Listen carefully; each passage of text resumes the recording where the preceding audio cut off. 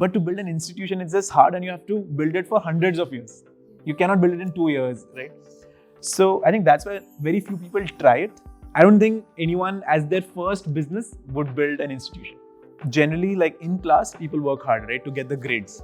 And grading and scores and ranks are the oldest form of gamification. So all we did was make the outclass credits as equal or as much weightage as the in-class components, right? So that's how the gamification itself got built. When you talk about your entrepreneurial experience in the interview, you come across as way more passionate, you come across as way more knowledgeable because you know that industry inside out, and you come across as someone who's entrepreneurial. And guess what every company needs in their team? Entrepreneurship.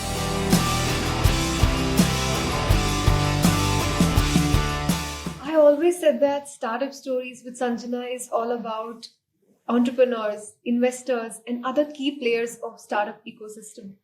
And in this episode, we have a man who is all of the above. Pratham Mittal, the founder of Masters Union, is creating a disruption in the world of business studies by bringing entrepreneurship to the forefront of it. Well, for aspiring entrepreneurs like me, Masters Union is like this perfect bridge that is getting me closer to my dreams. And it's been around 8 months for me in Masters Union so far. And I already see myself doing a lot of things that I had always dreamt of. In this conversation today, Pratham has shared a lot of things about how he's building Masters Union and a lot of secrets behind the success of Masters Union. Let's get into the conversation. Hello, Pratham. Hi, how are you? I'm good. How are you? Glad to be on your podcast. I'm so excited to host you today. No, thanks for having me. And first of all, kudos to you for building such a wonderful brand in such short span of time, right? No, it's you guys. Yeah? You guys are building the brand. Oh my God, that's so humble of you. No, of course, it's an institution is always about the students, right? I mean, at the end of the day, people forget, who founded Harvard or who founded Stanford. They remember the students and the alumni. That's what at the end of the day actually matters. That shows a lot about, the culture of the institution that you have set up and everything about it. So before we get into how you went about building the brand and everything, I would love to hear your definition of Masters Union. I think it's in the name itself, and it's quite explanatory in of itself. Masters Union essentially is a union of masters, right? So it's a bunch of people from the industry who are masters of their own craft, of their own industry, coming together and making sure they can teach in a way that makes sense to the students, right? So it's essentially at the end of the day a union of masters. That's what we'll keep it at. Wow. So I know this is a name that needs no introduction already, but talking about how you have built the brand so quickly, right? So let's go back to your background a little bit. So where did this idea start? Like, when did you get this idea first, and why did you want to start something like Masters Union? So I think, when we look back at our education as our undergrad, when I did my undergrad, at University of Pennsylvania. At UPenn, yeah. Most of my memories about my undergrad program and most of my learnings from my undergrad program did not happen inside the classroom. They happened outside the classroom. It was while I was building my company with my co-founder. It was while I was, doing a stage play. Play? Yeah. So I in fact produced a play during my undergrad. That's interesting. My freshman year, yeah. And so I think it was those learnings that happened outside the classroom that really stuck with me, that really, I think, made me who I became later on. And it was less about what happened inside the classroom. Whereas most of the fees that I was paying was for all the things that were happening inside the classroom. Yeah. Right. So I felt that if the learning is happening outside the classroom, how can we institutionalize it? How can we make that the program and not what happens inside the classroom the only part of the program? Generally, if you look at universities across the world, whether it's India or the US or Australia, wherever, it's always about what happens inside the classroom. True. Right, and not outside the classroom. And that's something that I wanted to change, to be honest. And I thought that everyone wants that. When I spoke to my friends, when I even spoke to my professors, when I spoke to entrepreneurs, when I spoke to recruiters, they all said the same thing, that education system needs to be improved. It should not be about what happens inside the classroom. Outside the classroom is equally important. Being entrepreneurial is equally important. Doing clubs and plays and street plays is equally important. then why is no college or no university focused on making that outclass experience also part of the institutional experience? And that's how the idea for Masters Union came to be. I think it's not even an idea. It's an idea that everybody has, but nobody's actually just taken the next step to actually build it. And the reason for that is also very simple, because it's very hard to build a institution. Yes. Right. It's easier to build a business. It's easier to build a website. It's easier to build a marketplace. But to build an institution, it's just hard, and you have to build it for hundreds of years. Yes. You cannot build it in 2 years. Exactly. Right? So I think that's why very few people try it. I was lucky that I had already done a tech business before, and I had built a base for myself that now I could take a more long-term bet. Got it. Right. I don't think anyone as their first business would build an institution. Absolutely. And talking about how difficult it is to, start an institution, right? So talking about it, usually the first barrier that comes as an entry barrier would be, it is very capital intensive. So you need a lot of investment for the campus and everything. And you have shown your disruption even with the business model, the way you have built it. So I'd love to hear about how asset light business model works and what are the pros and cons of it. So as you know, this campus is a rented campus, right? In India, generally the understanding is that if you're building an institution, it should be your own campus. It should be hundreds of acres, right? All of that. I would have loved to do that, to be honest, but we didn't have the money to begin with, right? We wanted to start small, and we wanted to see where it goes with time, right? So tomorrow we might have a larger campus, when we have money and resources and donations, and when you guys become rich and give back. Sure. Perhaps then. But to begin with, it wasn't a strategy as much as it was, that I was left with no choice but to rent. The other thing is that this building came as a very pleasant surprise to us, because this building is at the entrance of Gurgaon. Yes. This building has 21 other companies, and their front offices here. The CEOs and the CMOs and the CFOs are sitting here. This building has a very nice auditorium downstairs, which very good one, right? And it has a common area where all the company professionals come and can engage with each other as well as with our students. Yes.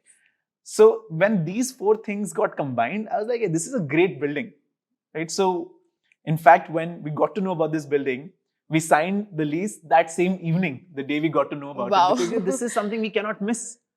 We cannot miss out on this building. And now this model has worked out really well, where, you guys are so close to the industry. Literally the wall next is Aviva's headquarters. Across from us on the same floor is Samsung's headquarters. Yeah. So, now it just makes sense. But earlier we had to do it because we had no choice. Also, we started during COVID, right? Yeah. And at that time, to go and sign leases for like land and buying land and doing construction was not possible. So even if we wanted to do a large campus, we couldn't have done it. But let's see where we go from here, But this actually worked out really well. So whenever we have any events, right, for Christmas, we went on to BCG, WPP, and we started inviting them for our campus. And it was a good networking event for us. So it's actually good that you didn't, start a campus. Correct. I think it worked out well. Looking backwards, it worked out very well. Looking backwards, it made sense. But back then, it wasn't a strategy as much as it was, we were left with no choice. But it's a good idea. Like, I wouldn't have thought about, like a business school can be set up in an office space. That's not something anybody has thought so far. But it makes sense, right? Very much. I mean, we always talk about this and people laugh because I repeatedly say the same thing. That a medical college is always next to a medical hospital. Yeah. So why shouldn't a business school be next to a business park? True. And a lot of your masters who teach you actually work in this building. Yeah. Or work across the street from this building, right in Cyber Hub or Cyber Park itself. And I think, that convenience makes maybe like many professors who otherwise may not have taught come and teach. Because if you go to them, everyone says, oh, we'd love to teach, but we don't have the time. We can't come all the way from our office or from our home. But now they can't say that because we just tell them, hey, listen, just press the elevator button, come downstairs. Yeah, and also Gurgaon is like it's the right place. And this location, right? Like, all the CEOs in India, at least in Gurgaon, they live in this 1 or 2 buildings called Magnolias. I don't know if you've heard of Aralias, Camellias, right? And in fact, I just had a meeting in the morning there with a prospective teacher. And in fact, even a prospective dean. So I will not tell you who that's going to be. I'm curious. But a name that all your viewers have probably heard. Okay. And he's also taught at Masters Union. You're making me more curious. Yeah. I'm Can you genuinely please doing give that. me the name? Maybe off the camera. Okay. But the sell to him was, sir, our campus is just 10 minutes away from where you live. Right? Awesome. So you can come every day if you want to. It's so easy. You don't have to fly to some remote location. And so I think it makes a lot of sense now. Absolutely. So now talking about the course structure and the curriculum, I know a lot of people have heard about it and on the websites or on other podcasts of yours. But let's briefly go through the journey of an aspirant who wants to start up, right? When they join Masters Union, how is their journey like? So I think you will be able to tell your journey better than I can tell about your journey, so right? But maybe let me rephrase the question and ask you, what went behind, the thought process that went behind building such an incredible curriculum? No, I think so. There's some research done, which talks about how human beings learn, right? And it's very clear that human beings learn when they are asked to apply their learnings. So, when you read something, you'll probably forget. When you see something, and this is said by some very noted philosopher, I think Socrates. I heard it multiple times. Yes. So if you read something, you may forget. If you see something, you may remember. But if you immerse yourself in something, then you'll definitely remember and learn and assimilate that learning. Yes. So it was very clear that if students learn only in classroom, they'll probably forget. But if in the evening they get to apply those learnings in real life, then they'll definitely remember that, right? And they'll adopt it, they'll assimilate it, it'll become part of who they are, right? So that's the first thing, that we wanted to make sure that all terms have an outclass component where you have to start a small business, right? So in fact, this podcast is also part of... Yes. So guys, this particular podcast has started as a part of my content creation challenge, which is in the term 2. So I have, Pratham, always wanted to start a podcast like this since, from a long time, from my UG days. But something just stopped me. Yeah. Let's say maybe there was no push. I regret that, but I must tell you the way Masters Union has pushed me to do it. We'll talk about it actually. So how have you gamified the entire process to change my behavior of, procrastination and getting into action? Yeah. So let's talk about that as well. It's game. See, the thing is that generally, like in class, people work hard, right, to get the grades. Yes. And grading and scores and ranks are the oldest form of gamification. Absolutely. Correct. Yeah. So all we did was make the outclass credits as equal or as much weightage as the in-class components. Yes. Right. So that's how the gamification itself got built. So that's number one. Yes. That make even outclass components credit bearing. The second thing we did, I think that worked out really well, is especially that starts with VIP, that at the end of every term, we give a cash award or we give a grant award, right? Yes. So if your startup has made some progress, which I believe one of yours has, then at the end of the term, you get a cash prize or a check, right? And I think that in itself gamifies things quite a bit. Absolutely. Because people, I've had your classmates come to me and say, this time I did not get the check. Next term, I'm definitely going to get the check. Yeah. Right. So, and these are small things that change behaviors. Absolutely. And I'm very surprised how well people have taken it. Some 40 companies got formed. Yes. I think 16 are still, active after so many terms. Yes. And after so many placements, even after making it optional, right? Yeah. Even after making it that's optional. the kind of motivation you've given throughout. Yeah. And some people have now. So, for example, we wanted to teach you public relations, right? And so what all we did was said, hey, listen, in this term, all of you have to make sure that your startup gets covered in the media, and the best media collaboration or best media coverage will get a grant prize of 50,000 rupees, I think. Yes. And I think we have some good contenders for that now. Absolutely. Yeah. We see our startups on Unstop and published articles about our startups. That's brilliant. And talking about the startup journey, right? So for those who don't know, initially we have a dropshipping challenge, and then content creation, and then building our own startups. Yeah. So how did you come up with this structure, and how has your experience of studying at Wharton? Yeah. And I see you were a part of Wharton Venture Initiation Program. Correct. So how come what was the thought process behind bringing all of that learnings for us in this 16-month program? So I think after my college at Penn, I had 8 years of work experience or 9 years of work experience also. Oh, okay. Right. So I did not start Masters Union right after college. Yes. And I think while we have taken some inspiration from the way classes happened at Penn, this particular structure of outclass challenges is slightly unique, slightly different. Yes. So the thing is that what you need to do in India first is give people the confidence that they can start up, that they can True. build something, right? If I were to ask you, Nara, go build a company today, you'll have a lot of self-doubt. You'll have a lot of issues with confidence. Can I even do it? It takes a lot of effort. It takes a lot of money. It takes a lot of investment. You'll have all these conceived notions, right? To be very honest, Pratham, I had all these Hmm. all the while till I joined Masters Union. So soon after dropshipping, challenge started, when we went on to, find suppliers and do everything by ourselves, that's when I started getting the confidence. Correct. I, in fact, had a conversation with my uncle. He wanted to build something and he was asking me for an advice. I was like, I don't know anything. Like, what do I say? Just 1 month before joining Masters Union. Okay. And he visited me here after 1 month of joining in Masters Union. And I took out book and pen and I started explaining, first do this, first next do that. I knew the 0, 1, 2, 100, the journey. And it all happened through doing, not by, any lecture. Absolutely. And even like the way you've done your podcast, right? Like, like getting the guests on. I remember, I think last time who was visiting? Dharmil was visiting. And I don't think you had it scheduled with him. No. But you just went up to him and asked him, said, let's do it today. And you set it up and you even released it, I think, within 2 days. Yes, within 2 days. Within 2 days. So that is great, right? That kind of hustle is basically that confidence that you get. Once you get that confidence, then your entrepreneurship door is unlocked.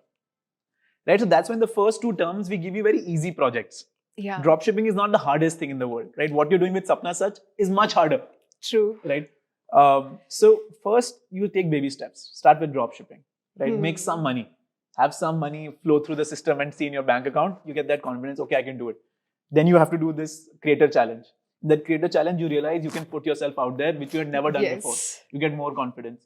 And after those 2 terms, all that we have done is that giving you confidence that, hey, listen, I can start up, right? And if I were to start up, I will do well.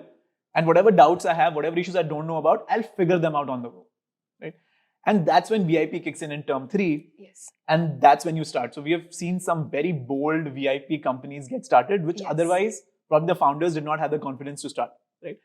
But at the end of the day, I know for a fact that many of you will not end up starting companies or continuing with your companies post-graduation. You'll probably end up in the job market, right? And that's totally okay, right?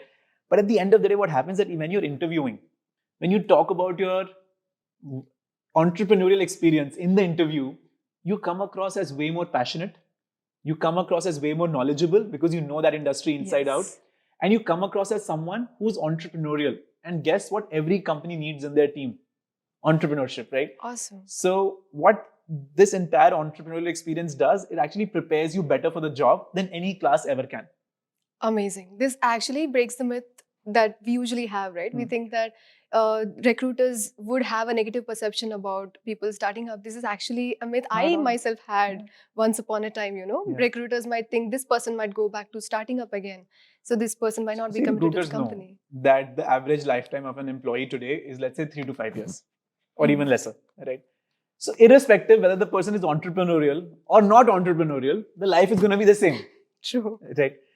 But if he's entrepreneurial or she's entrepreneurial, then at least the 3 or 4 years that they'll be with you, they'll give in everything they have to the job. Because they have done something like that before. One of our masters who came and who's coming next term to teach you guys is Manoj Kohli. Okay. Right? Manoj Kohli was the CEO of Airtel for I think 15-20 years. Oh my God. Okay. Then he led SoftBank in India for 8 years. He's teaching next term.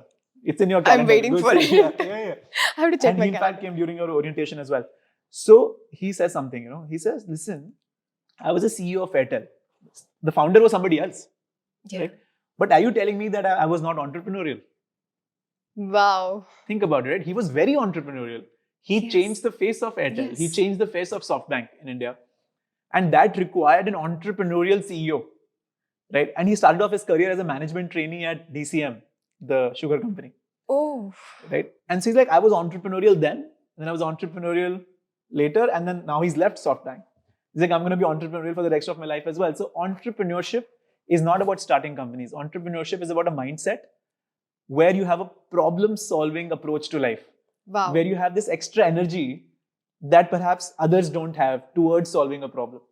So I think that's what we are unlocking with the Outclass experiences. We are not trying to build entrepreneurs. We are trying to create an entrepreneurial mindset. Awesome.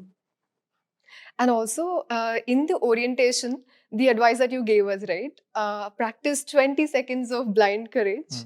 So, with Dharmal or even with everything that I've been doing, right? So, that's such an incredible advice that every young person needs to hear. Correct. So, you clearly told us, what are you going to lose?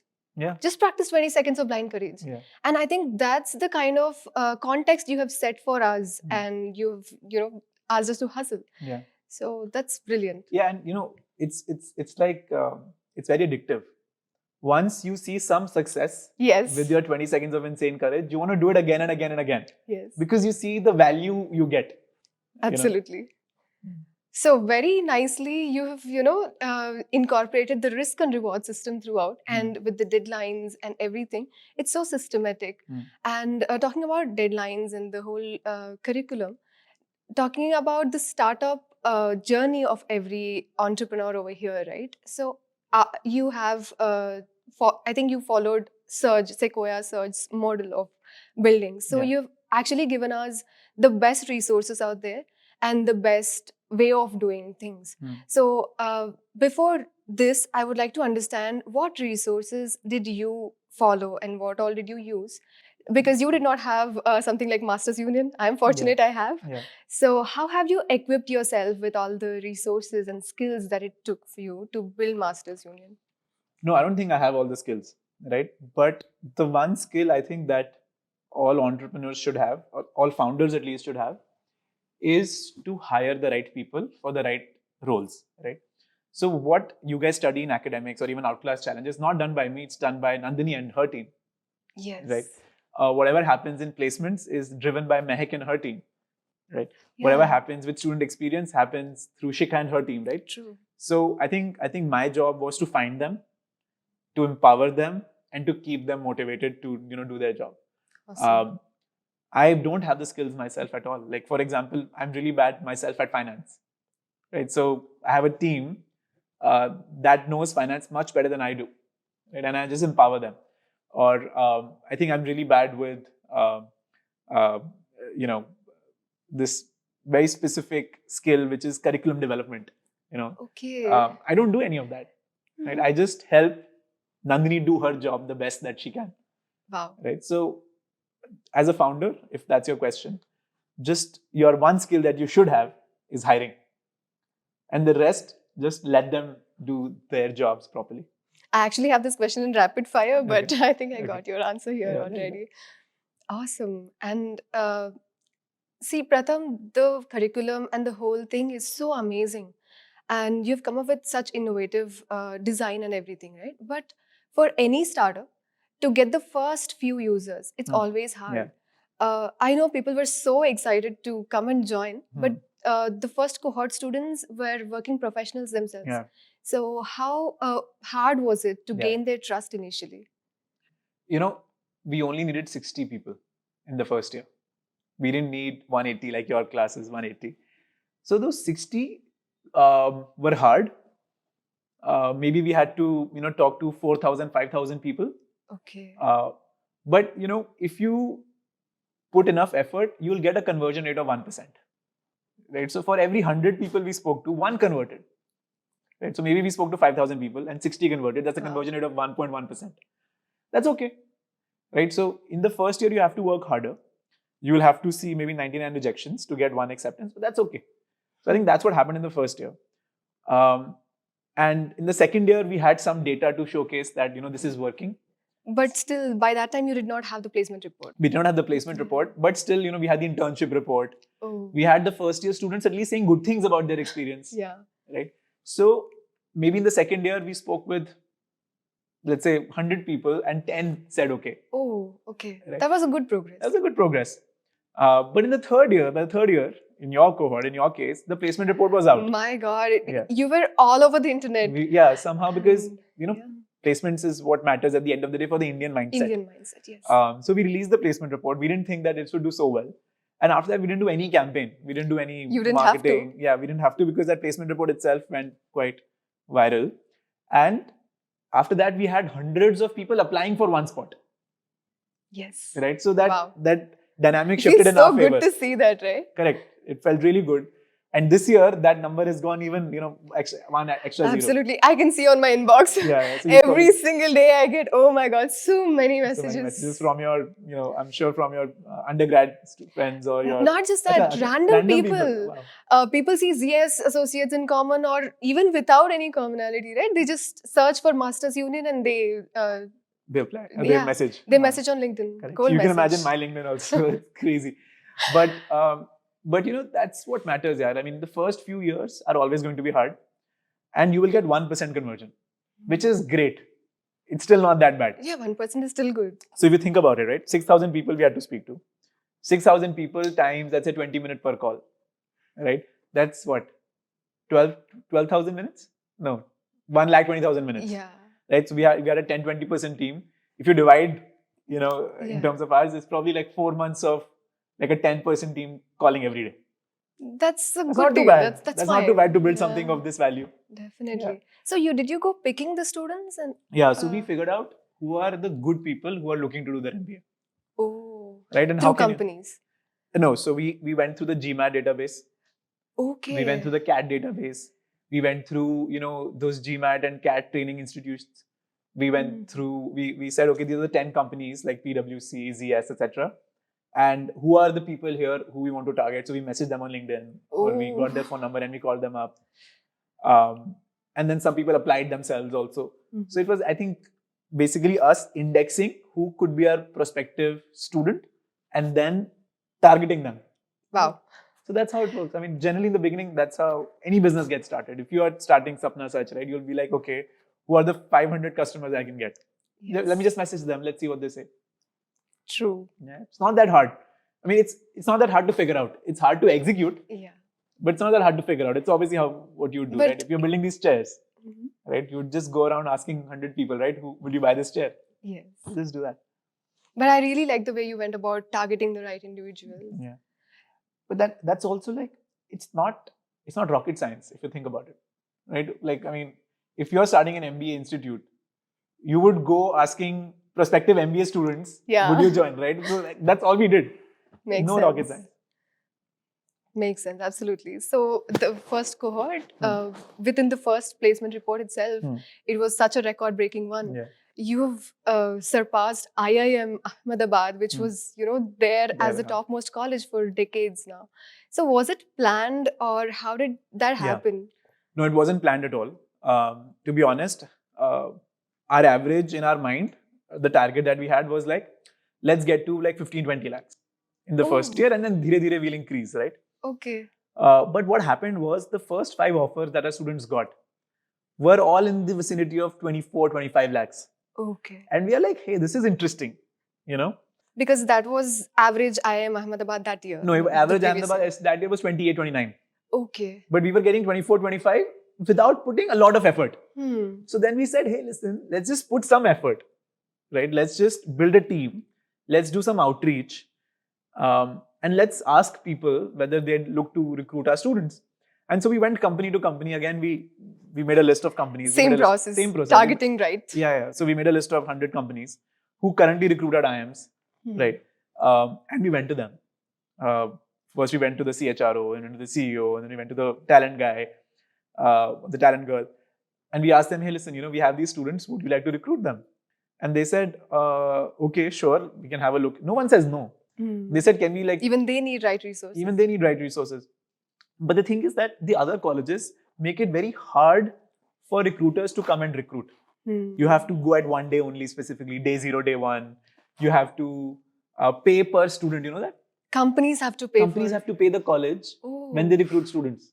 1 lakh rupees per student. Oh my God, that's such an entry barrier for them to go to the college. Correct. So if you are hiring 30 kids from a college, you have to pay 30 lakhs plus GST, 40 lakhs. Oh my God, Right? it's costly. It's costly. So I was like, we don't need that money. So like, let's just, make them recruit for free. So we asked the company, say, listen, you come recruit for free. You come when you like.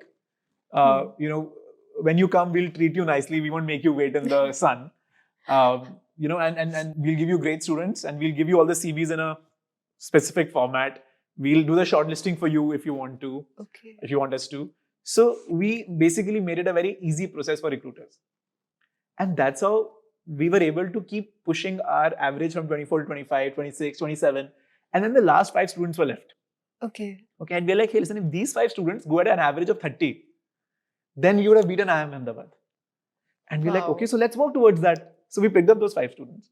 We sat with them and we said, okay, how can we help you target 30 plus packages? Awesome. Okay, which are the companies that not only pay 20 plus, but 30 plus packages? So we figured out that Cisco pays 40, 50 lakh plus packages. We figured out that Eightfold pays these kind of packages. We figured out that these companies paid. And so we reached out to them and say, hey, listen, forget about any other student. Here's one student who we think is a perfect fit for your company. And they said, oh, okay, it's that easy. Okay, schedule a call. So we schedule a call in the evening. Next morning, the offer letter came. So in 1 week, our target moved from 28 lakhs to 30 lakhs and we were able to beat IIM Ahmedabad. Wow. So that's what happened. There is no, we didn't have this as an initial target. That's awesome. And then we know what happened after that. Yeah, and then because after it's such a sensation, right? Create a sensation, and we didn't intend to create a sensation. It just happened by itself because, see, the thing is, no one's ever built an institution before. People build companies all the time, but no one builds business schools, right? And most business schools in the world are not very entrepreneurially run. True. Right? They are old institutions and they are great institutions, but they are not entrepreneurially run. Absolutely. Right? There is no one single force that is trying to push that institute, to go higher in ranking, to go higher in placements. Again, they are great institutions. I'm not belittling them, but I feel that what we had was this raw energy to go and do sales on behalf of our students, which we still till today do, right? Yeah. Our placement team is almost 30% team. Generally, most colleges just have a place comm. Yeah. Right? But here we see a lot of, Right, your placements is run by a Stanford GSB MBA, right? And who has run her own company already. Her own company. So and many other people in the team are even, people from ISB, people from XLRI, etc. Right? So they understand placements. And instead of just relying on PlaceCom, and you know what happens in PlaceComs, right? They're slightly murky, and we just professionalize the entire placement process. And I mean, now I see other institutions doing it. Yes, you've actually changed the way business schools have been running for years together. Now, Masters Union placement report has become a benchmark for many like IIMs and ISB. Yeah. They've even copied our formats and all. Yeah, I just noticed yesterday only. Yeah, my God. So, Pratham, after starting PGP, right, and then you went on to start multiple other courses, master camps and all of that. So, how are you going about segmenting different students out there and, coming up with the right value proposition to meet their... No, so we look at the size of the market, size of the need.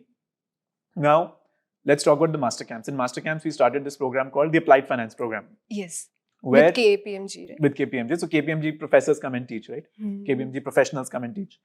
So the thing with applied finance is that in India, almost 40-50 lakh people start their BCom every year. 40-50 lakh? Yeah, that's the number. Probably BCom plus BBA. And those kids don't get good jobs. Yeah. Okay. So we wanted to build a program which helps these 40-50 lakh students who enter or graduate from a BCom BBA program get the best job that they can. Awesome. Right. So we train them in very specific skills that are required in the job market. So that's why we started the Applied Finance Program, because the size of the problem is huge. And if you add BA, it's 85 lakh students. And out of them, just 12,000 or 15,000 students get jobs that pay more than 5 lakh rupees. Yes. That's how big the problem is. So we wanted to solve that problem. That's number one. The other program we are starting now is the undergrad program. Yes. And that again is a big problem in India because, even the best institutions in India that have an undergrad business program are not the most engaging programs, are not the most highly ranked programs, are not programs from where students have very high NPS. Yes. The Net Promoter Score. Actually, people, say that it was a waste. My undergrad was a waste. Most of the people in India say that. And nobody does anything about it. Yes. Right? So our undergrad program is built exactly on the lines of our postgrad program. right? And so all the learnings we have had in the postgrad program, we've applied in the undergrad program, and I think we'll be able to build India's most engaging and then soon most highly ranked undergrad program. Awesome. In MBA, you still have competition. Yeah. In undergrad, there is no competition. There is none. Yeah. Do you also see yourself starting a school going? No. Just, in fact, I don't even see us starting an engineering school. Got it. Right. So I think we'll stick to business. We'll stick to commerce. We'll stick to industry. I doubt we'll go down the route of engineering. I doubt we'll go down the route of high schools. And I doubt we'll go down the route of law, journalism, all these other fringe courses as well. I think we'll focus on business. That's what we know, and that's what we'll be very good at. Awesome. Yeah, because you've created something very unique, which nobody has. From the start of MBA program, it's all entrepreneurial from day one. Yeah. So where do we get this? Exactly. I'm so glad undergraduate students get this in India now. Yeah. And today is, in fact, one of our deadlines, and we are seeing the interest for the undergrad program is much more than the MBA program. Oh. Because think about it, in India, almost 1 crore students enter undergrad every year. Yes. You know how many enter MBA?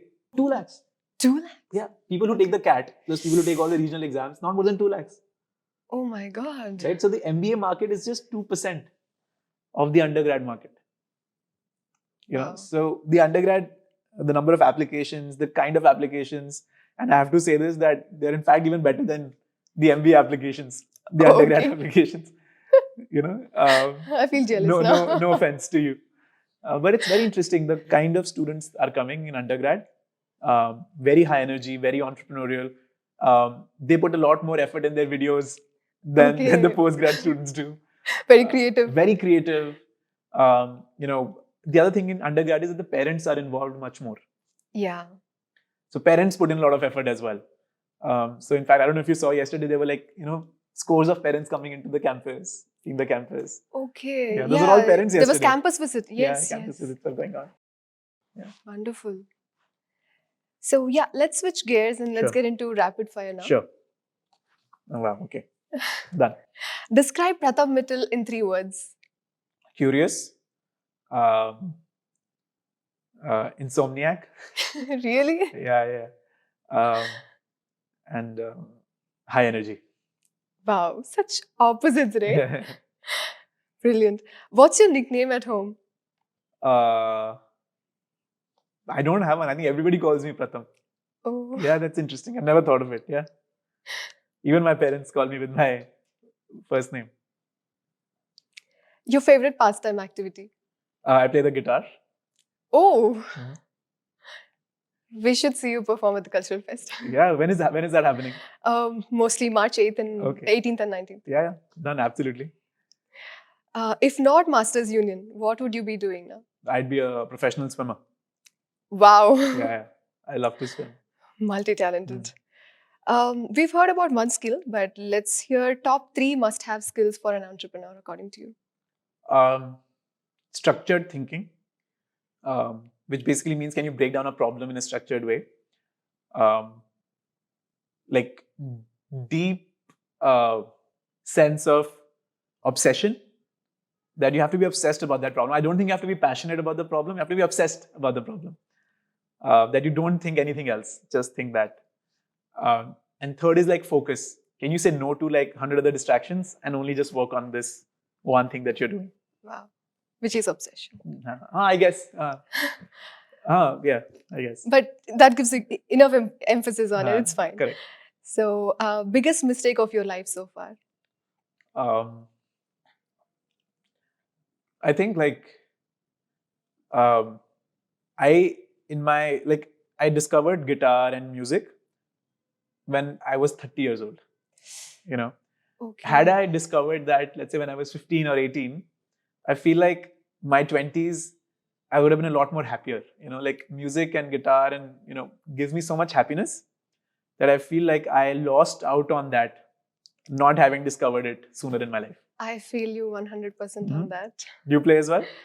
No, I sing, and I discovered it very much later. Yeah. And I started learning in my 20s, which is too late for music. Yeah. What motivates you to be an entrepreneur?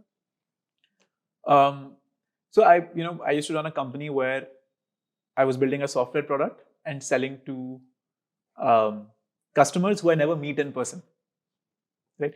And I did not feel motivated and I did not feel passionate about it. But here, because I meet my stakeholders, I meet the students on a daily basis, that to me is the most motivating and exciting part of coming back to the campus every day. Wow. Like I just love seeing you guys grow, you guys build stuff, and when placements happen or when you guys fundraise, I think that hits me like a drug would, almost. Wow. That's so inspiring. Yeah, that ends the rapid fire. But yeah, I still have a couple of questions Please, for you. yeah. So before starting Masters Union, right? You have started Outgrow, Yeah. which was B2B SaaS. Yeah. So in place of Outgrow, if you had started something in EdTech, would that have been more beneficial for you now, or how has that? No, it does not matter, I think. I think what I learned from Outgrow is organizational management. What I learned from Outgrow is how to build a network. What I learned from Outgrow is how to build software and processes and systems. I could have learned that building anything. I could have learned that building a chair factory. I could have learned that building an edtech company. So I think like the skills required to build a company are not dependent on what kind of company you build. Yeah, right? it's the same almost. It's the same, right? As I said, the most important skill is hiring. And I was hiring there, I was hiring here. I think when people index on their experience that, hey, listen, I have education experience, so I should do an education work. I think there is some merit to it. But I don't think it's deeply necessary to have experience in the same field. Makes sense. There is something to be said about founder market fit, right? Yeah. We speak about this all the time, a lot. right? But I don't come from an education background. My parents do, so I had that connect maybe. But I had never worked in education myself before. Yeah. But my skill set was, I think, building a team. And I think that came in handy. And that was also a form of founder market fit, right? Because Absolutely. I had to do that kind of hiring here as well. So yeah, I don't think it matters what you've done in the past. What you do in the future can be completely different. Got it. So for someone who wants to start an edtech company or something in education space later on, you would recommend them to have entrepreneurial experience over working for a edtech firm any day? Yeah. I think having run your own company will help you build the next company than having worked in the same industry only. Got it. Yeah. Absolutely. That makes sense. So can you suggest our viewers and myself some good resources, maybe podcasts or books that you have followed and which helped? There's a very interesting book called Good to Great. It's basically a book that talks about, I think, 20 case studies.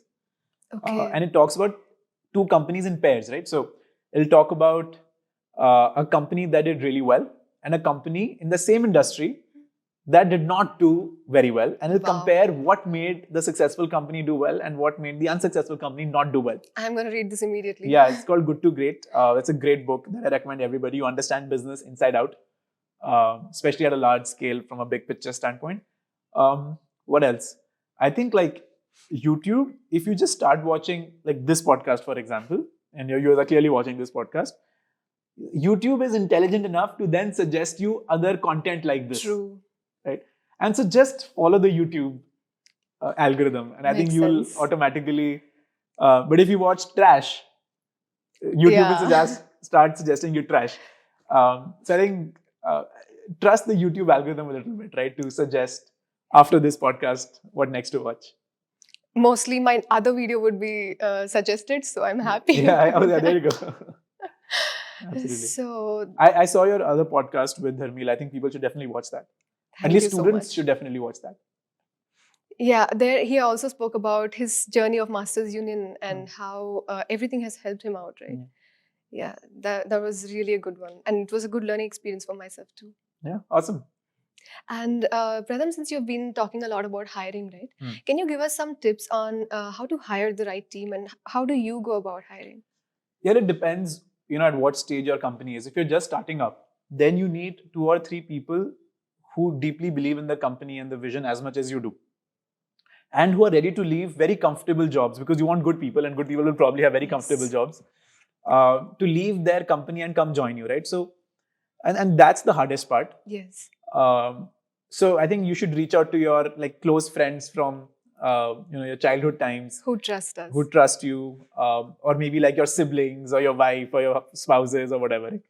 So I think it's easiest to win their trust in the beginning. Once you've built something, then you have some data, then you can go to professionals who know a specific domain or department really well. Like for example, my first 2-3 people who came on board, they weren't specialists in marketing.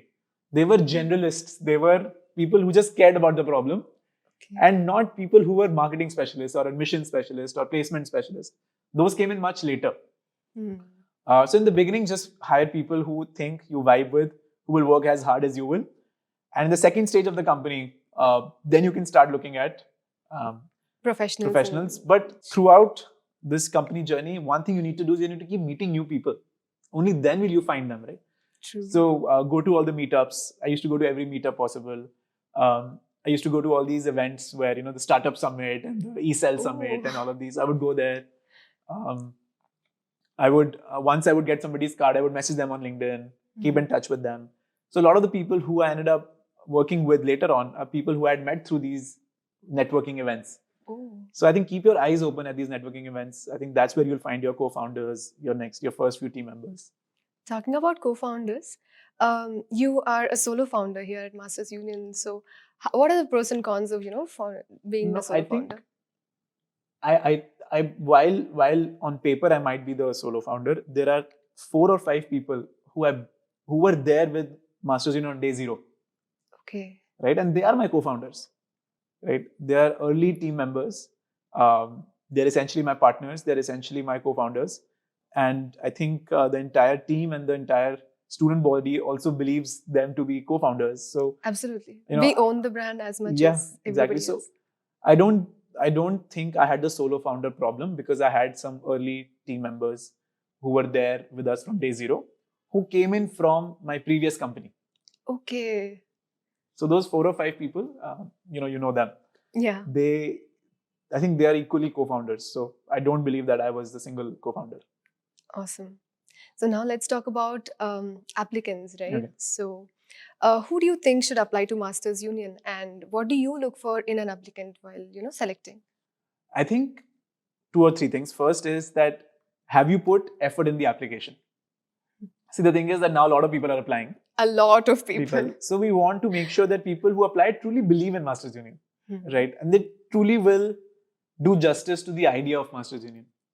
And that will only show when they've put, good effort in the essay and the video and all of that. So that's number 1. Second is, do they show traits which tell us that they're open to learning new things and open to experimenting with new things? Like, I'll give you your example. You took the creator challenge head on. Yeah. Right? Not everyone will. Some people will be like, no, I can't try this new thing. No. Some people are very reserved to trying new things. Yes. So, you should come to Masters Union, apply to Masters Union if you believe that you're open to completely changing the way you think about the world. That you're not set in your ways. Got it. Right? I think that's number 2. Number 3 is, are you ambitious? Like, do you want to make something of your life? A lot of people are people who are content. Here, I have this job. Yeah, they're happy with whatever they're happy with what is happening. And they don't want to put too much effort into upgrading themselves, upskilling themselves, and that's okay. You can't judge people. Way. That's their way of doing things. Some of my best friends are like that, I think. But in my case, or in Masters Union case, we look for students who demonstrate a willingness to grow and learn and aim slightly larger in terms of the impact that their lives can have. Awesome. So this gives me a good idea about how applicants should go about applications. So from now on, whoever asks me on LinkedIn, I'm going to cut this clip and send it. I think you should cut this clip and create a separate shot. It saves a lot of my time on LinkedIn. Absolutely. So, Pratham, one final advice for all the aspiring entrepreneurs out there. Don't think too much about the idea itself. Pick up absolutely anything and start working on it sooner than later. See, an idea is not good or bad. It's the execution of that idea that's good or bad. We have people in your cohort who have started companies where they are selling golgappas, Yeah. right? And the execution is so very well done. Done, right? So the idea of selling golgappas is not a new one. It's not a Yes. novel one. It's perhaps the most common idea in the country today. Yeah. But she's executing it really well. That makes it a good idea. Yes. She could have executed it badly, and that would have made it a bad idea. So the idea doesn't matter as much. Yes. Just start executing it. Wonderful. Thank you so much for your time and amazing insights. Of course, thank you so much for having me, and best of luck with your podcast. Thank you. So, great. Good to see you.